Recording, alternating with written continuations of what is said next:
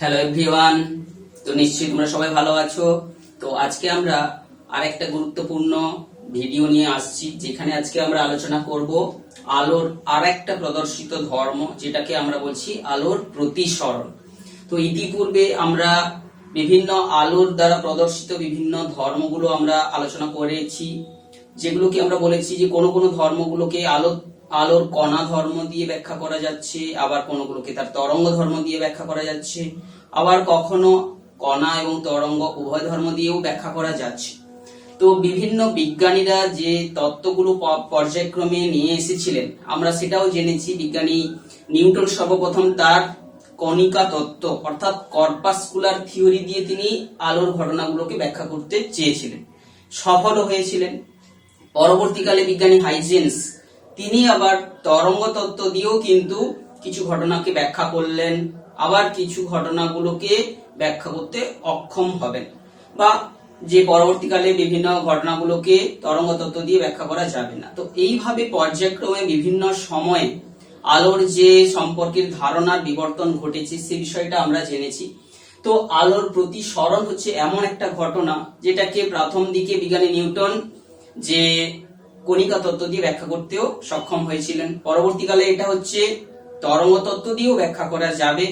তো এটা হচ্ছে এমন একটা ঘটনা। তো ঘটনাগুলো আমরা জানার চেষ্টা করব, কি সেই সমস্ত ঘটনা যে ঘটনাগুলো আমরা বলবো যে যেই ঘটনাগুলোকে ব্যাখ্যা করতে গেলে তার হচ্ছে তরঙ্গ তত্ত্ব এবং কণিকা তত্ত্ব দুজনেই সক্ষম হচ্ছে। যে ঘটনাগুলো আমরা অনেক সময় বাস্তব জীবনে দেখে থাকি, কিংবা প্রাকৃতিক যে প্রকৃতির মধ্যেও আমরা দেখতে পাই, সেইগুলো যেমন দেখো যে আমরা বালতির জলে তলদেশ, অর্থাৎ কোন একটা বালতিতে জল আছে, এইরকম কোন একটা বালতির তলদেশটাকে আমরা কিছুটা উঠে থাকতে দেখি, যেন উপরের দিকে উঠে এসেছে। কিংবা কোন একটা পেনকে বা সোজা কোনো দণ্ডকে যদি আমরা তির্যক ভাবে সেই কোনো জলের মধ্যে ডুবিয়ে দিই, দেখা যাবে যে সেই জল এবং বায়ুর সংযোগ স্থল থেকে এটা যেন পেনটা বেঁকে গেছে। তো এই সমস্ত ঘটনার সঙ্গে সঙ্গে প্রাকৃতিক আরো কিছু ঘটনার কথা যদি তোমরা দেখো, যে সূর্যোদয় ও সূর্যাস্তের পূর্বেও যেন আলোটা চলে আসছে, যে আমরা দেখে থাকি যে ঘটনাগুলো। কিংবা তারা, আমরা যে মহাকাশে যে বিভিন্ন নক্ষত্রগুলোকে দেখতে পাই রাত্রেবেলা বিশেষ করে, সেগুলো কেন ঝিকিমিকি ঝিকিমিকি করে। তো এই সমস্ত যে বিভিন্ন ঘটনাগুলোর ব্যাখ্যা যখন বিজ্ঞানীরা খুঁজছিলেন, তো তখনই সামনে এলো আলোর প্রতিসরণ যে ধর্মটা। সেই ধর্মটা কি? তো সেই ধর্মটাকে বিশেষ করে সংজ্ঞায়িত করার জন্য, বৈজ্ঞানিক দৃষ্টিভঙ্গি নিয়ে আলোচনা করার জন্য কতগুলো বিষয় সম্পর্কে আমাদের সুস্পষ্ট ধারণা আমাদের নিতে হবে, বা ধারণা তৈরি করা হলো। সেই সমস্ত ধারণাগুলো হচ্ছে কি?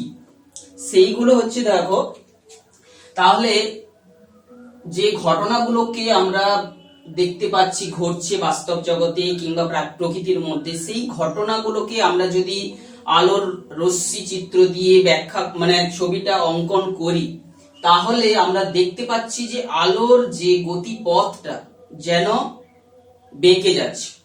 তো এই বেঁকে যাওয়া ঘটনাটাকেই বলা হচ্ছে আলোর যে প্রতিসরণ। অর্থাৎ প্রতিসরণটা কি জিনিস? ধরো সেইটার একটা চিত্র অঙ্কন করতে গিয়ে তোমরা নিশ্চয়ই কিভাবে একটা প্রতিসরণের চিত্র অঙ্কন করবে। ধরো কোনো একটা সমতল তলের উপর একটা সাদা কাগজ রেখে তার পাশে যদি একটা আয়তকার কাঁচ ফলককে রেখে তুমি তার চারপাশে একটা পিন যদি আটকে রেখে, তোমরা মনে করো এটা একটা আয়তকার কাঁচের ফলক রেখেছো, এর সামনে তোমরা একটা কোনো জায়গায় ধরো একটা পিনকে আটকে দিলে। তো এই পিন থেকে আগত রশ্মি যেখানে এই কাঁচের ফলকের উপরে এসে পড়লো, সেইখানে একটা পিন আটকে রাখলাম। তাহলে এই দুটো আমরা বিপরীত পাশে আমি এই দুটো পিনকে যে রেখায় দেখতে পাবো সেইখানে, বা যে কোনো একটা পিন এখানে আটকালাম।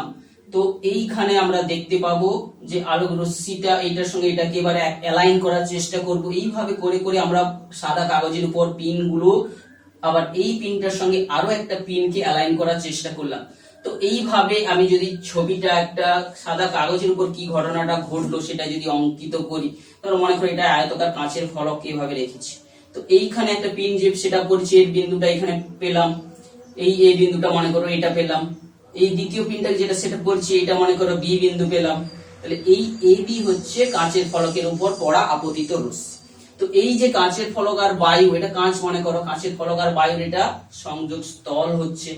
আবার যখন আমরা এই সি বিন্দুতে আরো একটা পিনকে আমরা এখানে পুঁতে দিলাম, তখন যে বিন্দুটা এখানে পুঁতেছি সেই রশ্মিটা কোন পথে আসছে, সেই যে রশ্মিটাকে আমরা দেখার চেষ্টা করছি, তাকে অ্যালাইন করে দেখার চেষ্টা করছি। তো দেখতে পাবো সম্ভবত ধরো একটু বাঁকা ভাবে আমি যেখানে পেয়েছি, এখন দেখতে পাবো যে আলোটা তার অরিজিনাল যে পথ হওয়ার কথা সেখানে বেঁকে যাচ্ছে। আবার এইটার সঙ্গে আর একটা পিন পুঁতে আমি যদি তাকে অ্যালাইন করার চেষ্টা করি, তো এইভাবে এই চিত্রটা আমরা পরবর্তী কালে আলোচনা করব। তো এইভাবে আলোর যে গতিপথ, এই বস্তু থেকে যে রশ্মিগুলো আসছে কাঁচের মধ্য দিয়ে যাওয়ার পর এইভাবে বেঁকে যাচ্ছে। তো এই যে আলোক রশ্মি একটা মাধ্যম থেকে আরেকটা জায়গায় ঢোকার সময় তার দিক পরিবর্তন হয়ে গেল, এই ঘটনাটাকে বলা হচ্ছে আলোর প্রতিসরণ। তো বিভিন্ন বাস্তব ঘটনা কিংবা প্রাকৃতিতে ঘটে থাকা বিভিন্ন ঘটনাগুলোকে বিশ্লেষণ করার জন্য বৈজ্ঞানিক দৃষ্টিভঙ্গি নিয়ে যখন আমরা চিত্রগুলোকে অঙ্কন করছি, আমরা দেখতে পাচ্ছি যে এইভাবে আলোর গতির অভিমুখটা চেঞ্জের দরুনই সেগুলো হচ্ছে। তো সেই আলোর অভিমুখ পরিবর্তন হয়ে যাওয়া ঘটনাটা কি বলা হচ্ছে আলোর প্রতিসরণ। তো সেটাকে বিজ্ঞানসম্মত ভাবে সুন্দরভাবে ব্যাখ্যা করার জন্য আমরা কিছু কিছু এখানে বিষয়টা আমরা ইন্ট্রোডিউস করবো। যে এখানে মাধ্যম, আলোটা যার মধ্য দিয়ে চলাচল করছে, এখানে কোন মাধ্যমের মধ্য দিয়ে আসছে, এই যে কাঁচ আর এটার মধ্যে দিয়ে বায়ু রয়েছে, তাহলে বায়ু হচ্ছে একটা মাধ্যম। আবার কাঁচের মধ্য দিয়েও আলো চলাচল করতে পারে, কাঁচও একটা মাধ্যম। তো মাধ্যম কাকে বলে? যার মধ্য দিয়ে আলো চলাচল করতে পারে, একে বলা হচ্ছে আলোকীয় মাধ্যম। এই বিষয়টা আমরা সব স্পষ্ট হলাম যে মাধ্যম দরকার হচ্ছে, মাধ্যমে যার মধ্য দিয়ে আলোটা আসছে। তো আমরা পরে আরো জানবো যে আলো চলাচলের জন্য কিন্তু মাধ্যমের প্রয়োজন হয় না, তবে এখানে আমরা যার মধ্য দিয়ে আলোটা যেতে পারছে তাকেই আমরা ধরছি মাধ্যম বা আলোকীয় মাধ্যম। তো এখন এই যে একটা মাধ্যম, এই একটা মাধ্যমের কেন অবতারণা করলাম? কারণ দুটো মাধ্যমের কিছু একটা বৈশিষ্ট্য রয়েছে যার দরুন এই ঘটনাটা ঘটছে। তো সেই মাধ্যমের যে দুটো মাধ্যমের যে সংযোগ তলটাকেও আমরা একটা বিশেষ নামে সেটাকে চিহ্নিত করব, সেটাকে বলা হচ্ছে বিভেদ তল। বিভেদ তল বলে আমরা চিহ্নিত করব। যে দুটো মাধ্যমের সংযোগ একটা রেখাকে আমরা একটা তল কল্পনা করতে পারি, সেটাকে বলা হচ্ছে বিভেদ তল। তো এখন আলোকীয় যে মাধ্যম আর বিভেদ তলটা জেনে নেওয়ার পরে বিজ্ঞানসম্মত ভাবে আমরা এই আলোর প্রতিসরণটাকে ব্যাখ্যা করতে চাইব। তো বিভিন্ন বিজ্ঞানীরা তার ব্যাখ্যা করতে চেষ্টা করেছেন, কেন বেঁকে যাচ্ছে তার কারণ বলার চেষ্টা করেছেন। যে সমস্ত বিজ্ঞানীদের নাম আমরা জানবো, যেমন হচ্ছেন বিজ্ঞানী ফার্মাট, বিজ্ঞানী নিউটন, বিজ্ঞানী স্নেল, এই সমস্ত বিজ্ঞানীরা তৎকালীন সময়ে এই সমস্ত ঘটনাগুলোর পর্যালোচনা করে তারা কিন্তু নতুন নতুন থিওরি দিচ্ছিলেন।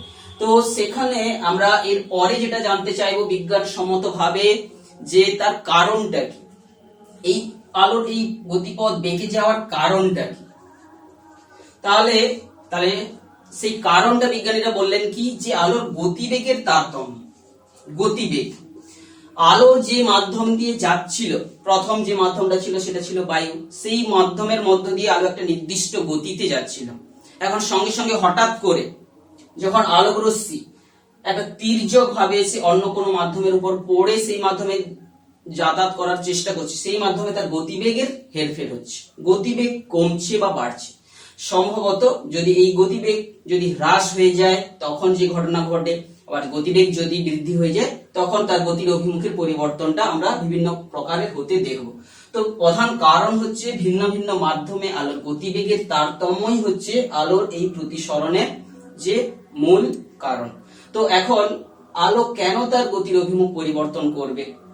যেমন আমরা দেখো, আমরা কোনো একটা সমতল সোজা রাস্তায় যেতে যেতে হঠাৎ করে যদি কোনো একটা অন্য রাস্তায় আমরা উঠতে চেষ্টা করি, ধরো তোমরা পিচ রাস্তা থেকে যাচ্ছ, হঠাৎ করে একটা বালির রাস্তা শুরু হয়েছে, সেখান থেকে নামার সঙ্গে সঙ্গেই তোমরা দেখতে পাবে কি, যে সাইকেলের চাকাটার দিক পরিবর্তন হয়ে গেল। অর্থাৎ গতির তারতম্য ঘটার সঙ্গে সঙ্গে তার অভিমুখ যেমন ভাবে পরিবর্তন ঘটে যায়, আলোর ক্ষেত্রেও ঠিক সেইভাবে গতির পরিবর্তন হওয়ার জন্য তো দিকটা কেন পরিবর্তন করবে, সেখানেও একটা নীতি কাজ করছে, যাকে বলা হচ্ছে ফার্মাট প্রিন্সিপাল।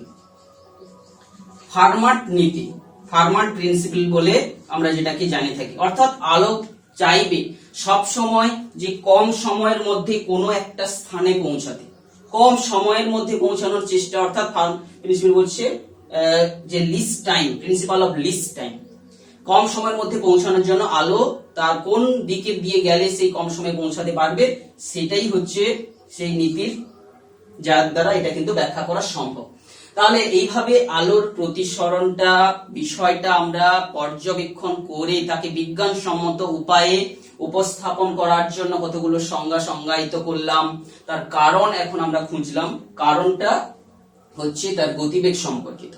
এখন আমরা চলে আসছি এই যে প্রতিসরণ ঘটনাটিকে আমরা কিন্তু সঠিকভাবে পর্যবেক্ষণ করতে গিয়ে এখানে দেখা গেছে আলোকে কিন্তু অবশ্যই তির্যক ভাবে পড়তে হবে, পড়লেই তবেই কিন্তু আলোর এই গতির অভিমুখ পরিবর্তন হয়।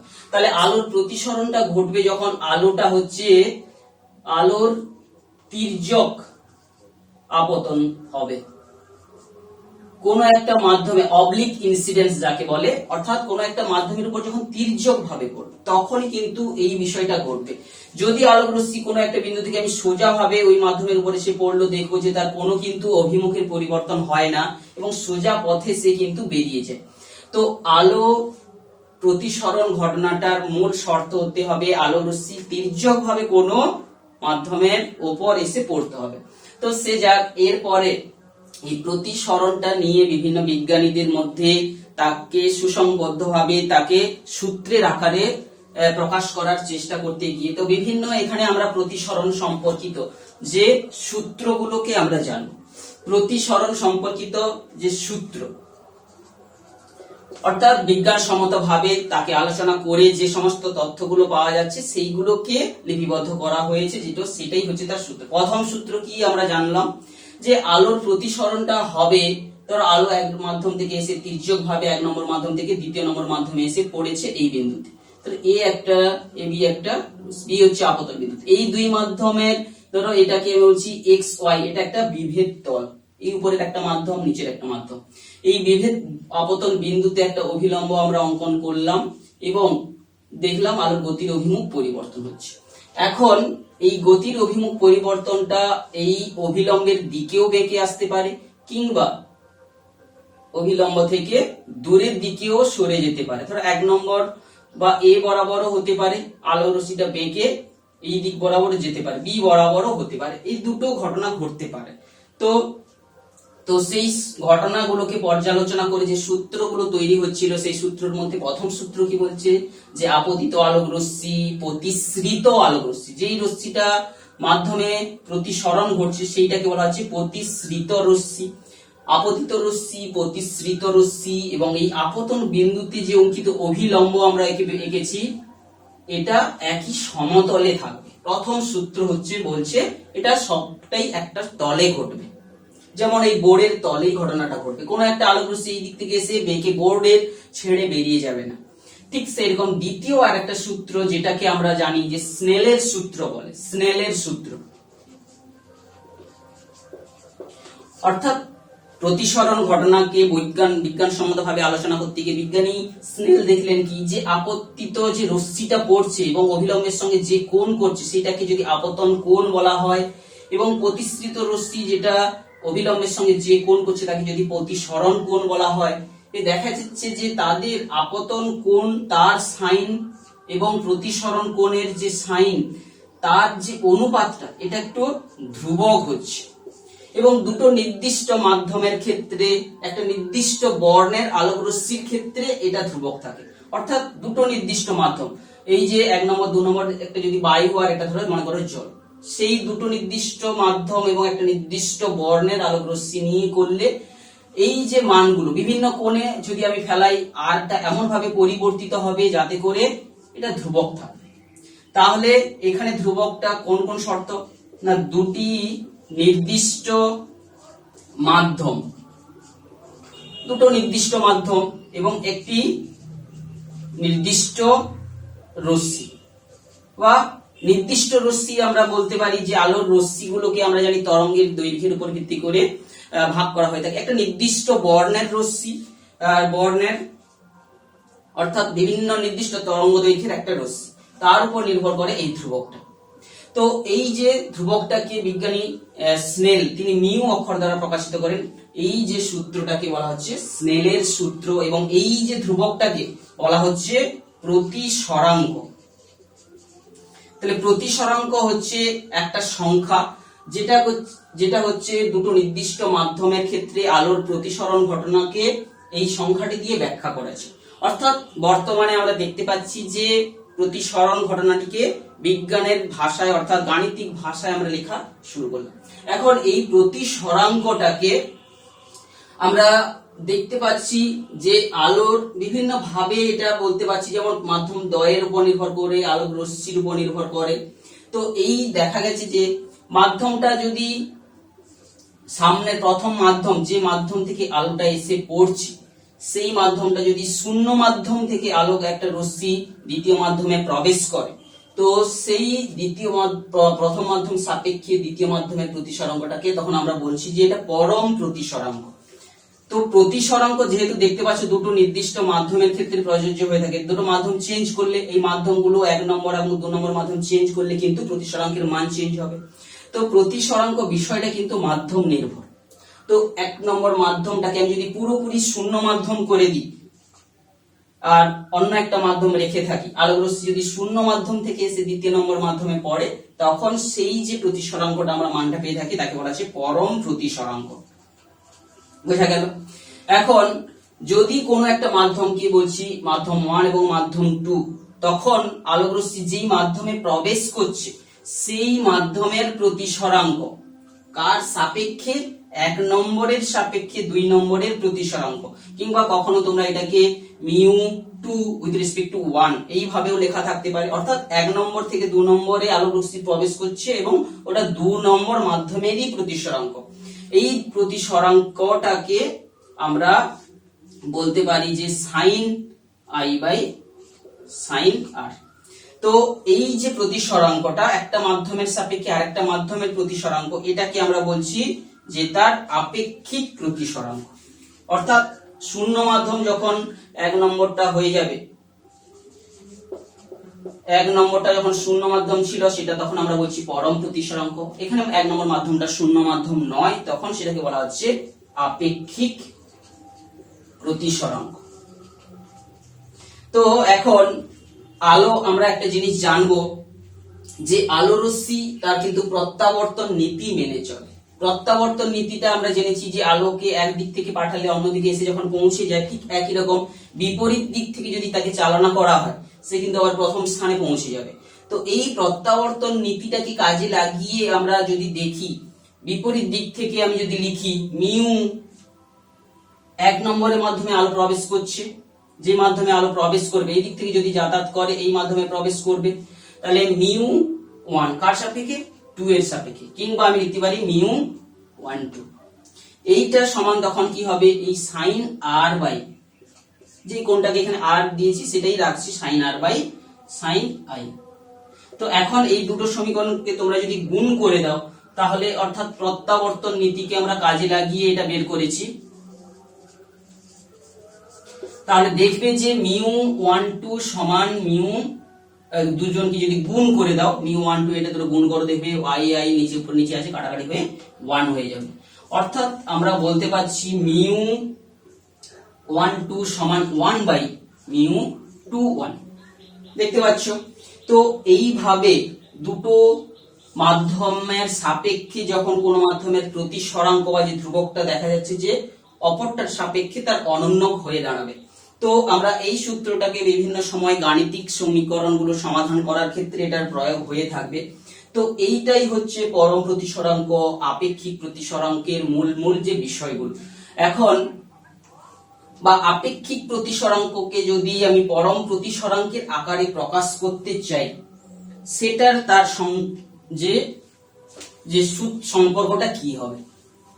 এখন দেখো আমরা যেটা প্রতিসরাঙ্ক বলেছিলাম মিউ, ধরো এই প্রথম 1 নম্বরটাকে আমরা এই দিক থেকে পাঠালে 1 আর 2 নম্বরটাকে এই দিক থেকে পাঠালে 2 বলেছি, তাহলে 1 নম্বরের ক্ষেত্রে তো মিউ 1 to 2, দ্বিতীয় নম্বর মাধ্যমের প্রতিসরাঙ্ক সমান আমরা বলেছি সাইন আই বাই সাইন আর। তো এখন দেখো এই যে আপেক্ষিক প্রতিসরাঙ্ক কে আমরা লিখতে পারি দ্বিতীয় নম্বর মাধ্যমের পরম প্রতিসরাঙ্ক বাই 1 নম্বর মাধ্যমের পরম প্রতিসরাঙ্কের অনুপাতটাই হচ্ছে এর আপেক্ষিক প্রতিসরাঙ্ক। কেন, যদি আমি উভয় পক্ষ যে শূন্য মাধ্যমের সাপেক্ষে যদি আমি বের করি, তাহলে এই যে আপেক্ষিক প্রতিসরাঙ্কটা বর্তমানে হয়ে যাবে শূন্য মাধ্যমের সাপেক্ষে এবং শূন্য মাধ্যমের সাপেক্ষে পরম প্রতিসরাঙ্ক যাকে বলছি তাদের অনুপাতের সঙ্গে সমান। তো এইটাকে যদি আমরা গুণ করে দিই, শূন্যটাকে বাদ রেখে পরম প্রতিসরাঙ্কের আকারে যদি প্রকাশ করি, তাহলে পেয়ে যাব μ1 sin i সমান μ2 sin r। অর্থাৎ আলো যে মাধ্যম থেকে আসছিল সেই মাধ্যমের পরম প্রতিসরাঙ্ক গুণিতক সেই মাধ্যমের কোণের সাইন, যে মাধ্যমে আলো প্রবেশ করলো সেই মাধ্যমের পরম প্রতিসরাঙ্ক গুণিতক যে মাধ্যমে আলো প্রবেশ করেছে সেই মাধ্যমের প্রতিসরণ কোণের সাইনের গুণফলের সমান। এইটাকেও আমরা স্নেলের সূত্রের আরেকটা রূপ বলতে পারি বা সাধারণ আকার বলেও বলতে পারি। তো এটাই হচ্ছে পরম প্রতিসরাঙ্ক এবং আপেক্ষিক প্রতিসরাঙ্কের মধ্যে যে সম্পর্ক, এটা আমরা পেলাম। এটাকেও স্নেলের সূত্রের সাধারণ রূপ বলেও বলতে পারি। তো এখন আমরা এই যে প্রতিসরাঙ্কটাকে বলছি, প্রতিসরাঙ্কটাকে কিন্তু আলোর গতিবেগের সঙ্গে আমরা এখন প্রকাশ করতে পারি। যে তত্ত্বটা কিন্তু পরবর্তীকালে তোমরা যখন তড়িৎচুম্বকীয় তরঙ্গ যে বিভিন্ন ধর্ম নিয়ে আলোচনা করবে উঁচু ক্লাসে, সেখান থেকেই পাওয়া যায় যে প্রতিসরাঙ্কটা হচ্ছে আলো ধরো 1 নম্বর সাপেক্ষে দু মাধ্যমে প্রবেশ করেছে, এটার মানটা গতিবেগের আকারে যদি প্রকাশ করা যায় তরঙ্গ তত্ত্ব থেকে, যেটা পরবর্তীকালে আমরা প্রমাণ করব এবং কোথায় তোমরা প্রমাণ পাবে যে তড়িৎচুম্বকীয় ইলেকট্রোম্যাগনেটিক থিওরি যখন পড়বে আলোর, সেখানেই পেয়ে যাবে। তো সেক্ষেত্রে আমরা জানবো ওই 1 নম্বর মাধ্যমে আলোর গতিবেগ যদি v1 বলি এবং 2 নম্বর মাধ্যমে যে আলো প্রবেশ করেছে সেই মাধ্যমের গতিবেগের যে অনুপাত, এইটাকেই বলা হচ্ছে কোনো মাধ্যমের প্রতিসরাঙ্ক। তো আমরা সাধারণত জানি যে কোনো মাধ্যমের সাপেক্ষে যদি না দেওয়া থাকে সেই প্রতিসরাঙ্কটাকে আমরা সাধারণত পরম প্রতিসরাঙ্ক বলেই ধরবো। এখন আমরা যে এই সূত্রটা, যে আলোটা আসছে তার গতিবেগটা আমরা জানি তার কম্পাঙ্ক ইনটু তরঙ্গ দৈর্ঘ্য 1 নম্বর মাধ্যমের তরঙ্গ দৈর্ঘ্যের সঙ্গে সমান। দ্বিতীয় মাধ্যমে যখন আলোটা প্রবেশ করছে সেই মাধ্যমের তার গতিবেগ তার কম্পাঙ্ক গুণিতক তরঙ্গ দৈর্ঘ্য। তো এখন আমরা বারবার বলেছি যে আলোর যে কম্পাঙ্কটা সেটা হচ্ছে উৎসের বৈশিষ্ট্য, সেটা কিন্তু কম্পাঙ্ক কখনো পরিবর্তিত হবে না। তো এইভাবে একটা নির্দিষ্ট বর্ণের ধরো আলোক রশ্মি, নির্দিষ্ট যে আলোক রশ্মি যেটা যাচ্ছিল সে কিন্তু তাহলে তার যে কম্পাঙ্কের মানটা গতিবেগ যেহেতু চেঞ্জ হয়ে যাচ্ছে, তরঙ্গ দৈর্ঘ্যটা কিন্তু চেঞ্জ হয়ে যাচ্ছে। তো সেক্ষেত্রে আমরা কোন মাধ্যমের প্রতিসরাঙ্ক দেওয়া থাকলে, কোন মাধ্যমের তরঙ্গ দৈর্ঘ্য দেওয়া থাকলে অন্য কোন মাধ্যমে তার তরঙ্গ দৈর্ঘ্যটা কত হবে, অর্থাৎ আমরা দেখতে পাচ্ছি তরঙ্গ দৈর্ঘ্য চেঞ্জ হয়ে যাচ্ছে, অর্থাৎ আলো অর্ণ বর্ণতে যেন রূপান্তরিত হয়ে যাচ্ছে। তো এইভাবে আমরা এখান থেকে আমরা একটা গাণিতিক প্রশ্নগুলো এলেও প্রতিসরাঙ্কের সঙ্গে তরঙ্গ দৈর্ঘ্যগুলো বের করতে আমরা পারবো। দ্বিতীয়ত, যে আমরা যদি পরম প্রতিসরাঙ্কের সংজ্ঞাটা আমরা যেটা বলেছি শূন্য মাধ্যম থেকে আলো যখন এসে পড়বে, তো পরম প্রতিসরাঙ্ক কোন মাধ্যমের পরম প্রতিসরাঙ্ক যদি মনে করছি দুইটার মাধ্যমের পরম প্রতিসরাঙ্ক আমরা বের করছি, তখন শূন্য মাধ্যমে আলোর বেগ যাকে আমরা c দিয়ে সাধারণত প্রকাশ করি, আর উক্ত মাধ্যমে আলোর গতিবেগ। শূন্য মাধ্যমে আলোর গতিবেগ আমরা জানি প্রায় 3 লক্ষ কিলোমিটার বা 3 × 10⁸ মিটার পার সেকেন্ড, আর ওই মাধ্যমে আলোর গতিবেগ দিয়ে ভাগ করে এখান থেকেও কিন্তু আমরা ওই মাধ্যমের পরম প্রতিসরাঙ্কের যে সমীকরণটা আমরা বের করতে পারি। তো এই রকম ভাবে আজকে আমরা আলোর প্রতিসরণ এবং প্রতিসরণ বিষয়টাকে বিজ্ঞানসম্মত ভাবে সংজ্ঞায়িত করে তাকে আলোচনা করার জন্য যে কতগুলো ভৌত সংজ্ঞা, বিভেদ তল কিংবা মাধ্যম, আলোকীয় মাধ্যম, এইগুলো জানলাম। এবং সেখানে আমরা জানলাম বিজ্ঞানীদের স্নেলের দেওয়া যে প্রতিসরাঙ্ক একটা ধ্রুবকের কথা জানলাম, সেই ধ্রুবকগুলোর বিভিন্ন ভিন্ন সিচুয়েশনে তাদের যে সমীকরণগুলো কি হতে পারে। তো এখন আমরা আরো একটা বিষয় জানবো যে ভিন্ন ভিন্ন আলো ফেলছি মাধ্যমটার উপরে, যে ওই দুটো আমরা বারবার বলেছিলাম যে প্রতিসরাঙ্ক নির্ণয়টার ক্ষেত্রে আমরা কিন্তু দুটো নির্দিষ্ট মাধ্যম এবং নির্দিষ্ট বর্ণের আলো রশ্মি নিয়ে কিন্তু বের করছি, কিন্তু যদি দুটো নির্দিষ্ট মাধ্যম একই রেখে ভিন্ন ভিন্ন তরঙ্গ দৈর্ঘ্যের আলো ফেলছি, তখনও কিন্তু প্রতিসরাঙ্ককে আমরা চেঞ্জ হতে দেখব।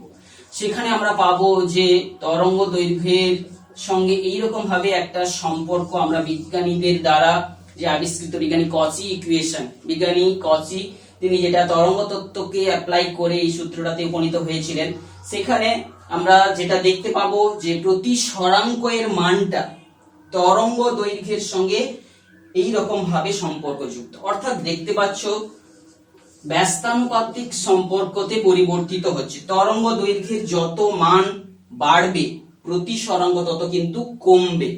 এখন তোমরা দেখো যে লাল আলোর তরঙ্গ দৈর্ঘ্য কিন্তু যে বেগুনি আলোর তরঙ্গ দৈর্ঘ্য থেকে বড়।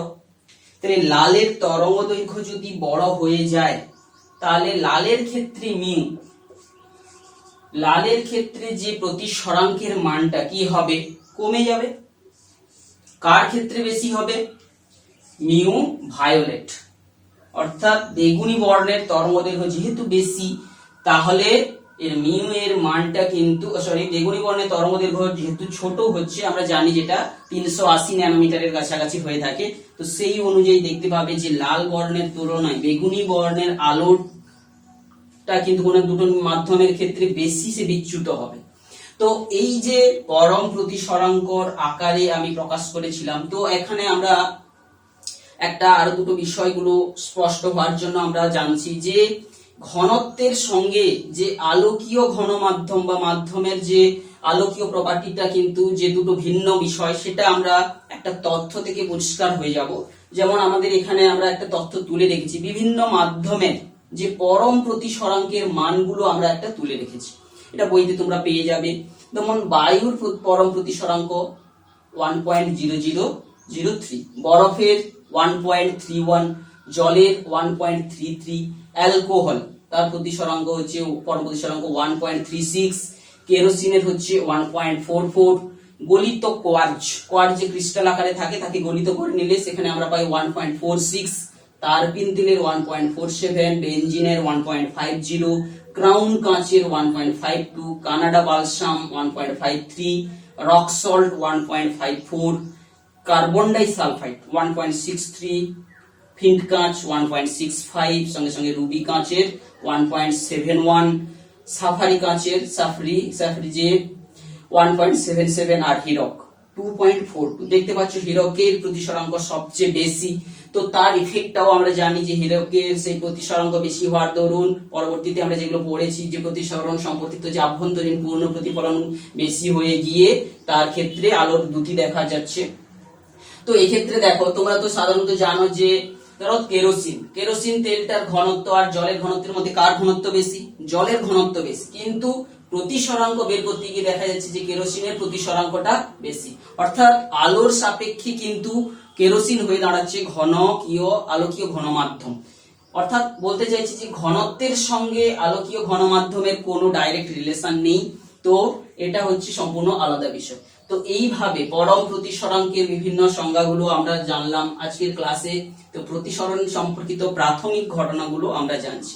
তো এই প্রসঙ্গে আমরা আরেকটা বিষয় উল্লেখ করতে চাই যে আলোর যে কণা ধর্ম এবং তরঙ্গ ধর্ম পড়ছিলাম, যে শুধুমাত্র প্রতিফলন এবং প্রতিসরণটাকে কিন্তু আলোর কণা ধর্ম এবং তরঙ্গ ধর্ম উভয় দিয়ে ব্যাখ্যা করা যায়, কিন্তু বাকি যে ধর্মগুলো যেমন ব্যতিচার, সমাবর্তন, অপবর্তন, বিচ্ছুরণ, বিক্ষেপণ, সেইগুলো কিন্তু সূক্ষ্ম এবং সঠিকভাবে ব্যাখ্যা কেবলমাত্র আমরা তরঙ্গ ধর্ম, আলোর যে তরঙ্গ ধর্ম দিয়েই ব্যাখ্যা দিতে পারি।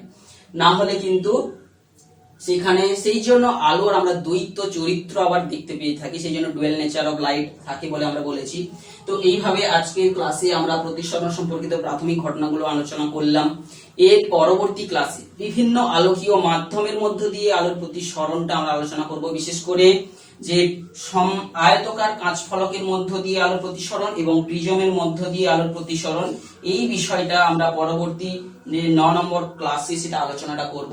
তো এখন আমাদের এই যে আলোচনার উপর ভিত্তি করে আমরা যদি বিভিন্ন প্রকার প্রশ্ন পেয়ে থাকি, নিশ্চয়ই তার উত্তর দিতে পারবো।